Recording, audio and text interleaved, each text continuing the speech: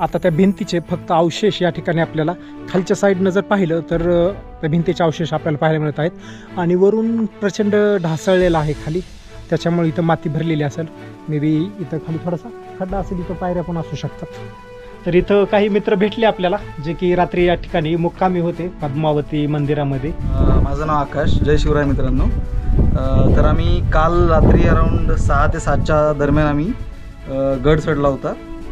गडावर तर वातावरण तर एकदम खूपच मस्त झालं होतं.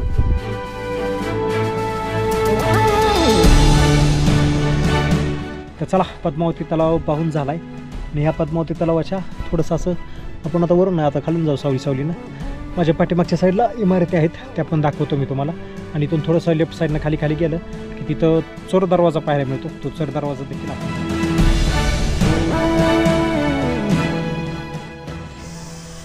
जय शिवराय मित्रांनो, मी ज्ञानेश्वर जाधवर आणि स्वागत आहे तुमचं आज एका नव्या ब्लॉगमध्ये. आज आपण स्वराज्याची पहिली राजधानी म्हणजेच किल्ले राजगड, राजांचा गड हा आहे तो आज एक्सप्लोर करणार आहोत पूर्णपणे डिटेल्समध्ये, एकदम पॉईंट टू पॉईंट. आज पूर्ण तयारीनिशीच आलो आहे आणि इथं आल्या मला एक काठी पण भेटली, गेळूची आहे, मजबूत आहे. तर ही वेळ प्रसंगी काही जर आलंच तर संरक्षणासाठी पण होईल आणि ट्रेकसाठी पण होईल. आपल्या पाठीमागं बोर्ड लावला आणि किल्ल्याची माहिती दिली थोडीफार. आणि इथून पाठीमागे गेलं की वरच ट्रेकिंगसाठी रस्ता दिसतोय आणि खाली इथं पार्किंगची सोय पण आहे. आणि मी सध्या पाली दरवाजातून जाणार आहे. दुसरा दरवाजा जो आहे तो गुंजवणे दरवाजा, 2 मार्गाने जाते ते, पाली दरवाजातून आणि दुसरा गुंजवणे दरवाजा. गुंजवणे दरवाजातून जर जायचं झालं तर तिकडून जरा ट्रेकिंग किंवा रस्ता थोडासा चांगला नसल्यामुळे आपण याच रस्त्याचा रेफर करतो आणि इथूनच यावं. हा चांगला पण आहे जाण्यासाठी येण्यासाठी. आणि थोडीशी झाडे आहे निम्यापर्यंत. मे बी उन्हाळ्याचे दिवस आहेत. आज 14 एप्रिल. ऊन अजून पडलं नाही, चांगलं आहे. तर चला ट्रेकिंगला सुरुवात करू.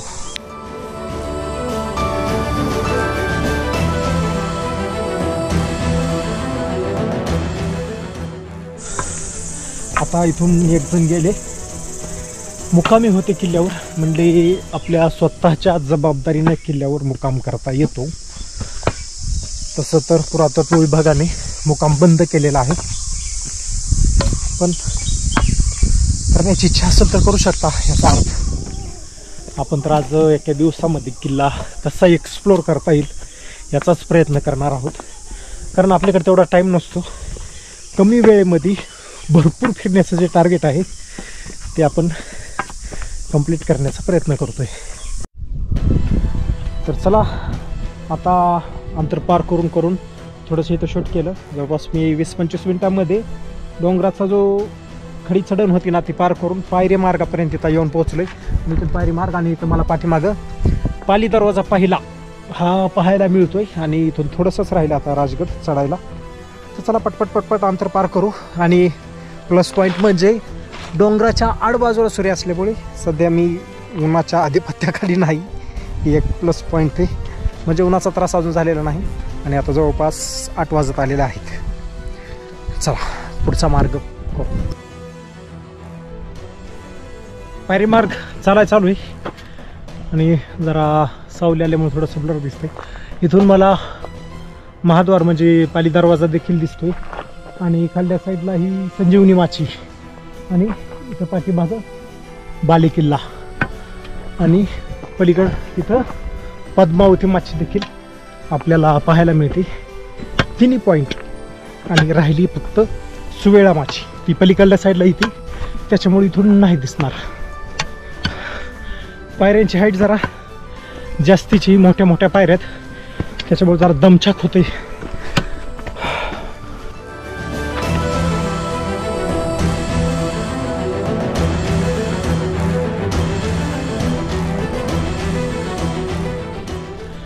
आणि फायनली पायऱ्या चढून पाली दरवाजाच्या एकदम जवळ आता मी येऊन ठेपलोय. पाठीमागं तिथं पाली दरवाजा आहे, माझ्या पाठीमागं दिसतोय तो. आणि ह्या पाली दरवाजाची जी तटबंदी होती बाहेरच्या साईडची, म्हणजे गोमुख पद्धतीचं जे बांधकाम पूर्वीच्या काळी महादरवाजाच्या बाजूला असायचं, म्हणजेच खालच्या कडेवरून महादरवाजा नाही दिसावा यासाठी जे बांधकाम केलं असायचं ना गोमुख पद्धतीचं, तर ते बांधकाम पडलेलं दिसतंय, पण त्याचं जे खालचं जोत आहे, खालची जी तटबंदी आहे तिथून आपल्याला चांगल्या प्रकारे ओळख होईल. वर गेल्यावर नाही ओळख येणार, कारण त्याची वरची भिंत पूर्ण कोसळलेली आपल्याला दिसत आहे. आणि मुख्य दरवाजा, पाली दरवाजा क्रमांक 1 आजही दिमाकात आपलं स्वागत करण्यासाठी तयार आहे. चला.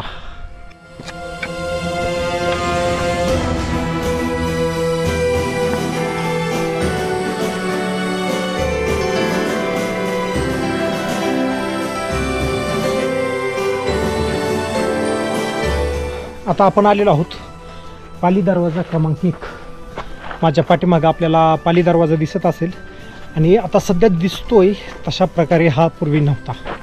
म्हणजे हा दरवाजा जो आहे त्याच्या इथं ह्या साईडला एक भिंत पूर्णपणे तिथपर्यंत, म्हणजे ज्या सिडीवरून पायऱ्या उंचडत आपण तिथपर्यंत आलो ना, तिथपर्यंत पूर्ण भिंत अशी सर्कलमध्ये, म्हणजेच गोमुख पद्धतीची आपल्याला या ठिकाणी पूर्वीच्या काळी पाहायला मिळाली असते. आता पण सध्या तिचे अवशेष फक्त आपल्याला त्या ठिकाणी पाहायला मिळत आहेत. आणि वरून प्रचंड ढासळलेला आहे खाली, त्याच्यामुळे इथं माती भरलेली असेल.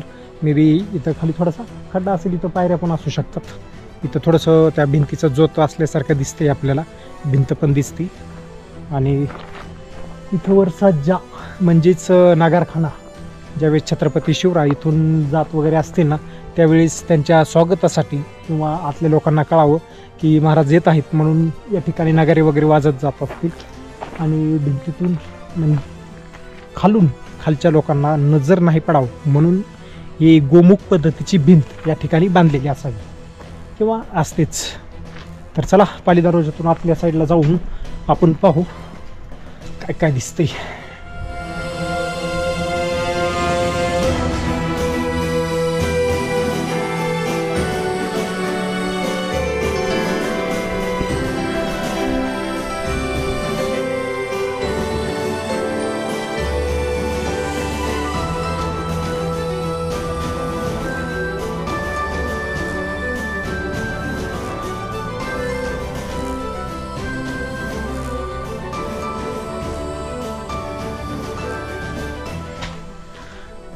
तर इथं आता एंट्री मारली की इथं देवड्यासारखं आहे. देवडी म्हणण्यापेक्षा एक मोठं साकार आहे त्यांचं ऑफिस किंवा पहारेकऱ्यांच्या विश्रांतीसाठी वगैरे जागा असेल. आणि इथं ठिकठिकाणी इथं तर जंग्या वगैरे पाहायला मिळत आहेत आपल्याला.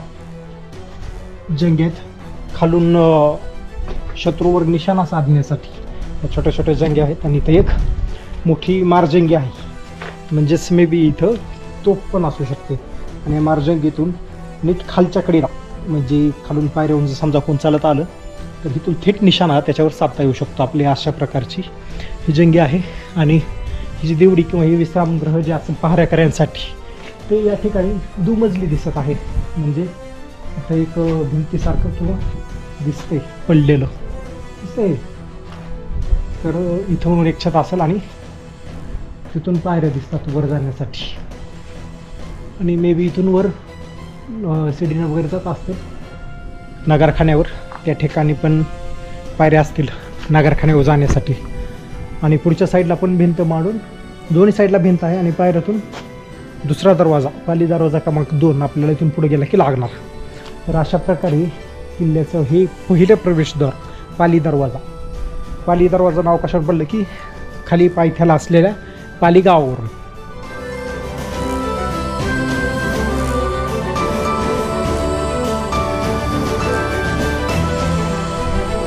तर चला, पाली दरवाजा पाहून झाला आहे. आता आपण पुढं मार्गस्थ होऊ आणि पुढं काय काय पाहायला मिळते किल्ल्यावर त्या सर्व गोष्टी पाहण्याचा प्रयत्न करू. चला.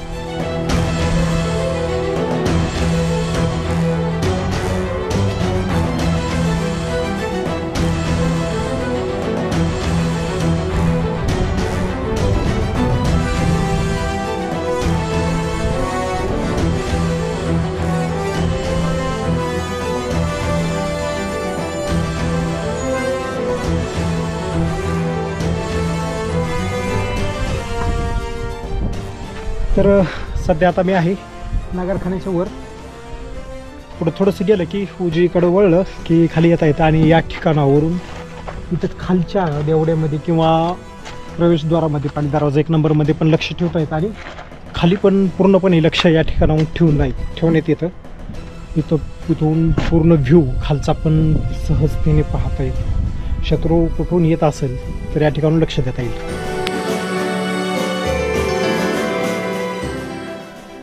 चला पाली दरवाजा चढून पुढे आलोय आणि आपण ते नगारखाना पण पाहिला आणि वर जात होतो. तर इथं काही मित्र भेटले आपल्याला जे की रात्री या ठिकाणी मुक्कामी होते पद्मावती मंदिरामध्ये. तर त्यांच्याकडूनच अनुभव जाणून घेऊ आपण आणि राहण्यालायक वगैरे आहे का ह्या सगळ्या गोष्टींची चर्चा करू. तर त्याच्यासोबतच बोलू. तुमचं नाव? माझं नाव आकाश. जय शिवराय मित्रांनो. तर आम्ही काल रात्री अराऊंड 6 ते 7च्या दरम्यान आम्ही गड चढला होता.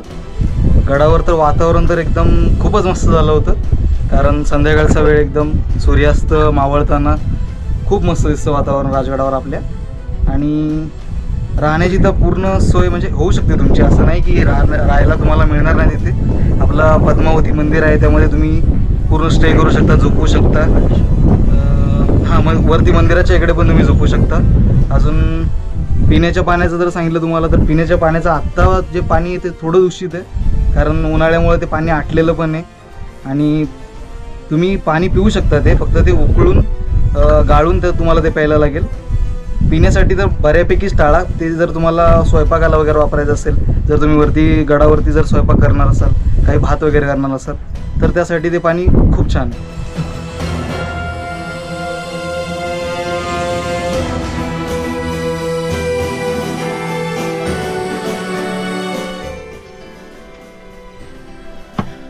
चला, माकडाला राग आलता आणि पुढे आपल्याला पाली दरवाजा क्रमांक 2 पाहायला मिळत आहे. आणि मित्र भेटले होते मित्र झाले. किल्ल्यावर भेटा पण हे मित्रच होत चालतात आणि आपुलकी निर्माण होते ना त्यामुळं. तर चला, भक्कम असा पाली दरवाजा क्रमांक 2 या ठिकाणी पाहायला मिळतोय.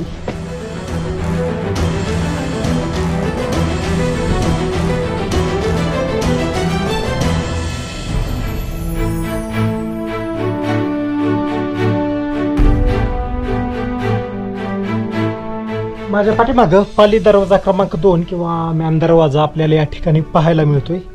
आणि या दरवाज्यातून आत गेलं की दौलत बँकेचं कार्यालय म्हणजेच पहारेकऱ्यांचा जो मेन असतो त्याचं कार्यालय या ठिकाणी पाहायला मिळतं. पहिल्या पाली दरवाजा क्रमांक 2मध्ये 1 मध्ये जर कोणी नवीन इसम किंवा नवीन व्यक्ती जर आला तर त्याला आत येऊ द्यायचं का नाही, त्यासाठी त्याला त्या ठिकाणी वेटिंगमध्ये थांबवलं जातं. आणि तिथून एक पहारेकरी इथं दौलत बँकेची परमिशन घेण्यासाठी येतो आणि इथून दौलत बँकेला विचारपूस करून परत खाली जातो. आणि या ठिकाणी दौलत बँकेचं कार्यालय आहे, त्या इसमाला सोडण्यासाठी जी परमिशन वगैरे आहे त्यात इथून भेटत असत. आणि दौलत बँकी म्हणजे किल्ल्यावर जेवढे पण दरवाजे वगैरे जे असतील गड किल्ल्याचे प्रवेशद्वार, तर ते सर्व दौलत बँकी याच्या अधिपत्याखाली किंवा त्याच्या नियंत्रणाखाली येत असतात. तर पूर्ण दरवाजावर, याचा अर्थ की पूर्ण दरवाजांवर किल्ल्यावरच्या त्याचं नियंत्रण असतं दौलत बँकेचं. त्याच्या अधिरेखीखालीच त्या गोष्टी सर्व चालत असतात. आणि हा पाली दरवाजा आणि इथून दोन्ही साईडला 2 भिंती आपल्याला पाली क्रमांक 2च्या पुढं पाहायला मिळतात. आणि त्या भिंतीला दोन्ही साईडला पण आपल्याला जंग्या पाहायला मिळत आहेत, हे पहा. आणि इकडं पण जंग्या आहेत ठिकठिकाणी. या ठिकाणी एक मोठं देवळीसारखं काहीतरी दिसतंय. आणि या ठिकाणी या महाद्वारावर एक कलशासारखं रेखाटलेलं म्हणजे कोरीव काम केलेलं पाहायला देखील मिळत आहे. आणि लोखंडी खेळ असलेला हा दरवाजा या ठिकाणी आपल्याला पाहायला मिळतो.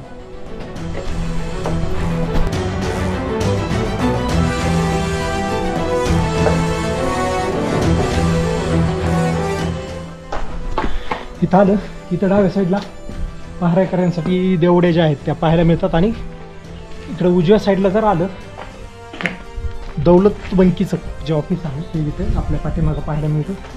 आणि वरी सज्जा वगैरे आहे, तिकडल्या साईडनं वरी जायला रस्ता देखील पाहू शकतो आपण.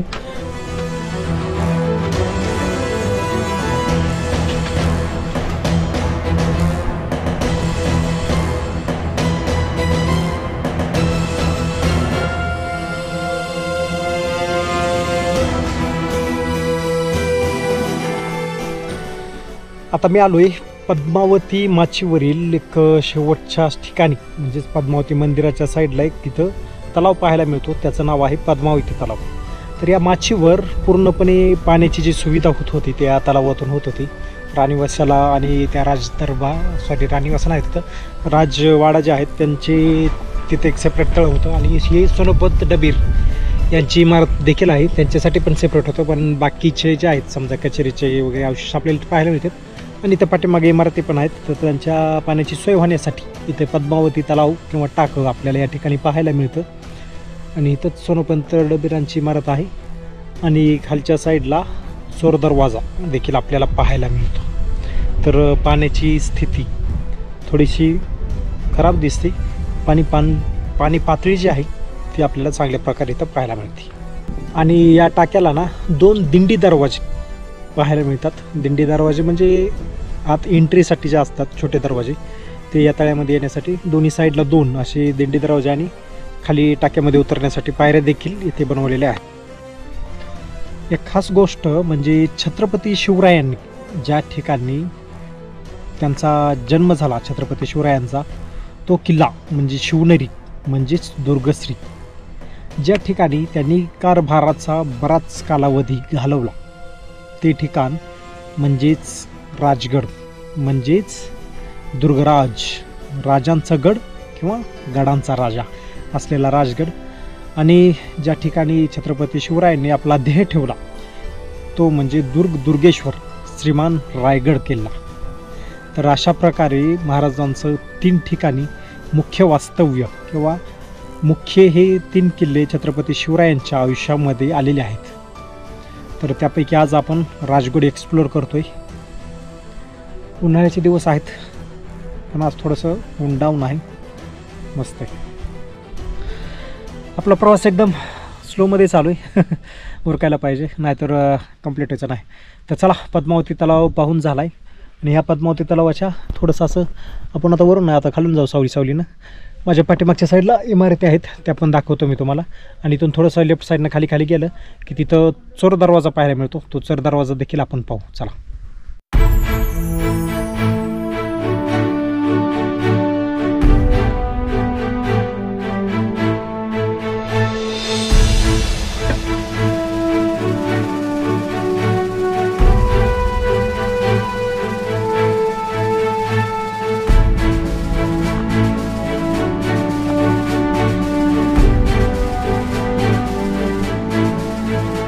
तर आता आलो आपण पद्मावती तलावाच्या खालच्या साईडला असलेल्या चोर दरवाजामध्ये. इथे दरवाजाचं चांगल्या पद्धतीचं बांधकाम आपल्याला पाहायला मिळतं आणि लाकडी ओंडक्याचं देखील सिस्टीम तयार केलेली आहे. प्रात्यक्षिक आपण पाहू. या दरवाजाचा वापर पूर्वीच्या काळी ज्या गुप्त बातम्या वगैरे किंवा गुप्तहेरांना येण्यासाठी वगैरे जास्तीच्या प्रमाणामध्ये केला जायचा. आणि इथं पहारेकरी तर असणारच आहेत.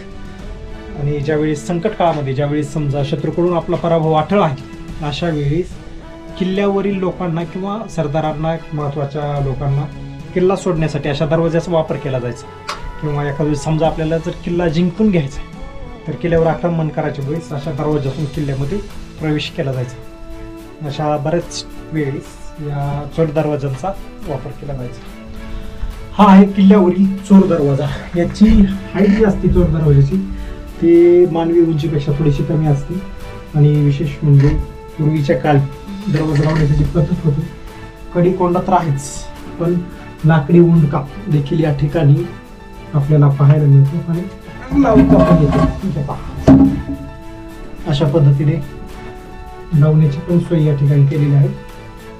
खाली पण 2 होल आहेत पण इकडल्या साईडची बुजलेली, मे बी परत बंद केले असतील. नाहीतर 1, 2, 3 ओंडके आपल्याला या ठिकाणी देता येतात असं वाटतं. कारण या ठिकाणी इथं होल दिसत आहेत खाली. तर चला, दरवाजा उघडलं की खूप हवा येत आहे इकडं, त्यामुळे जरा बंद केलं. तर पद्मावती माची, ह्या माचीचे जे नाव पडलेलं आहे ते याच देवीच्या नावावर. पद्मावती देवीचे हे मंदिर आहे. आणि मंदिरामध्ये एक जुनी आणि एक नवीन अशा 2 मूर्त्या आहेत.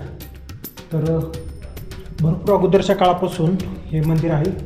आणि याच ठिकाणी बरेच जे पर्यटक आहेत किल्ल्यावर येणारे, तर या मंदिरामध्ये हल्ली मुक्काम करत असतात. आता सध्या कोण दिसत नाही, उन्हाळ्याचे दिवस आहेत, बाहेर टेंट वगैरे टाकलेले दिसतात.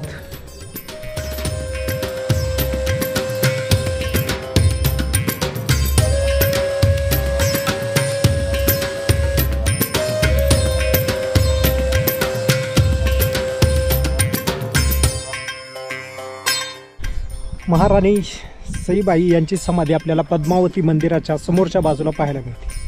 पण या ठिकाणी ही जी समाधी आहे त्याच्यावर जरा सध्या प्रश्नचिन्ह आहे की त्यांची समाधी आहे. कारण असं की ह्या समाधीच्या पाठीमागं सोनोपंत डबीर यांची इमारत आहे, म्हणजे त्यांचंच निवासस्थान. आणि या समाधीवर ज्या विष्णू पादुका आहेत त्या सुवासिनीसाठी नसतात. तर सुवासिनीसाठी जे समाधी असते त्याच्यावर तुळशी वृंदावन असतं आणि याच्यावर आपल्याला विष्णू पादुका पाहायला मिळतात. तर विष्णू पादुका असतात एका म्हणजे ब्राह्मणाची वगैरे जर समाधी असेल तर त्यासाठी असतात. आणि महाराणी सईबाई यांच्या समाधीचा शोध आता राजगड किल्ल्याच्या पायथ्याला लागलेला आहे. तर त्या अर्थी ही महाराणी सईबाई यांची समाधी नसून सोनोपंत डबीर ही त्यांची पदवी होती, तर त्यांची ही समाधी असू शकते.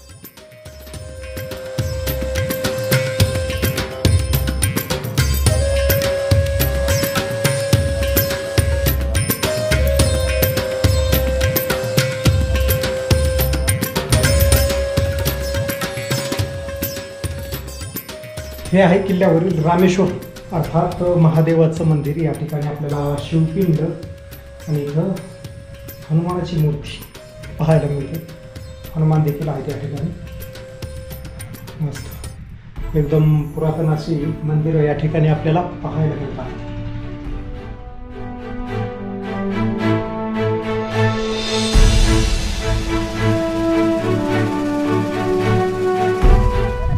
राजवाड्याच्या ठिकाणी आहे मी आणि इथं आपल्याला काही सबस्क्रायबर भेटले. कुठल्या गावाला आले तुम्ही? जजर. तर सरनोबतांच्या घराच्या पुढच्या बाजूला आलं या ठिकाणी आपल्याला अंबरखाना पाहायला मिळतो. आता मी आहे सुवेळा माचीवरच्या चिलखती बुरुजावर. पुढे जो बुरुज दिसतोय सुवेळा माचीवरचा शेवटचा नेड्याचा पॉइंट, डोंगराला एक नैसर्गिक छिद्र पडलेलं आहे. तर याला नेढं असं म्हणतात, नेढं. तर संजीवनी माचीवरचं सगळ्यात शेवटचं स्थान आपलं सदर पाहण्याची राहिली होती. तर ती सदर देखील आपल्याला या ठिकाणी बघायला मिळालेली आहे. तर छत्रपती शिवरायांनी ठिकठिकाणी म्हणजेच प्रत्येक माचीवर एक सदर स्थापित केली होती. सईबाईंची एक समाधी आपल्याला राजगड किल्ल्याच्या पायथ्याला पाहायला मिळाली.